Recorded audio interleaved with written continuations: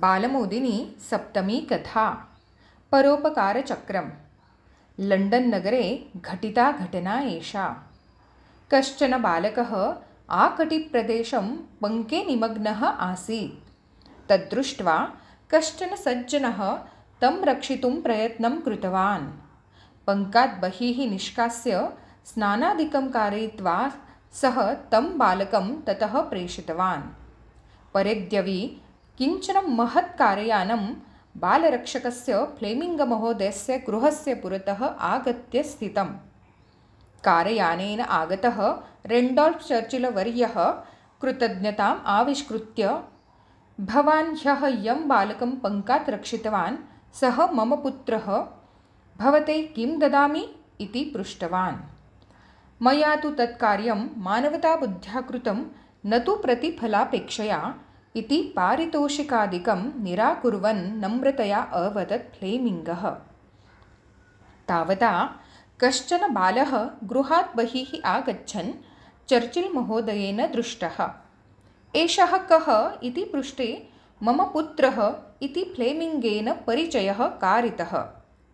चर्चिल् वर्यः अवदत्, एषः बालकः अपि मम पुत्रेण सह पठिष्यति। शिक्षणस्य समग्रव्यवस्थाम् अहं करिष्यामि इति।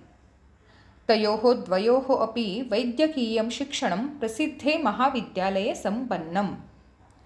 फ्लेमिङ्गपुत्रः अग्रे अलेक्साण्डर् फ्लेमिङ्ग नाम्ना प्रसिद्धः जातः। 829 तमे वर्षे सः पेनिसिलिन् नामकं प्रातिजैविकम् औषधम् आविष्कृतवान्। चर्चिल् पुत्रः कदाचित् निमोनिया रोगेण ग्रस्तः अभवत्। पेनिसिलिन् औषधेन एव सः प्राणापायात् रक्षितः। सः अग्रे विन्स्टन् चर्चिल् नाम्ना ख्यातः सन् 049 तमात् वर्षात् 559 तमवर्षपर्यन्तं ब्रिटेन् देशस्य प्रधानमन्त्रीरूपेण कार्यं कृतवान्। 549 तमे वर्षे पेनिसिलिन् अन्वेषणार्थम् अलेक्सेण्डर् फ्लेमिङ्गः नोबेल् प्रशस्त्या सम्मानितः। औषधोद्योगिनः तस्य औषधस्य स्वाम्याधिकारं स्वीकर्तुम् इष्टवन्तः। तदर्थं कोटिशः रूप्यकाणि दातुं ते सज्जाः आसन्। किन्तु लोकोपकारार्थं निर्मितस्य अस्य औषधस्य निमित्तं धनं स्वीकर्तुं न इच्छामि इति उक्त्वा धनस्वीकरणं निराकृतवान् फ्लेमिङ्गः। द्वितीयमहायुद्धे अनेन औषधेन उपविंशलक्षजनाः रक्षणं प्राप्तवन्तः। धन्यवादः।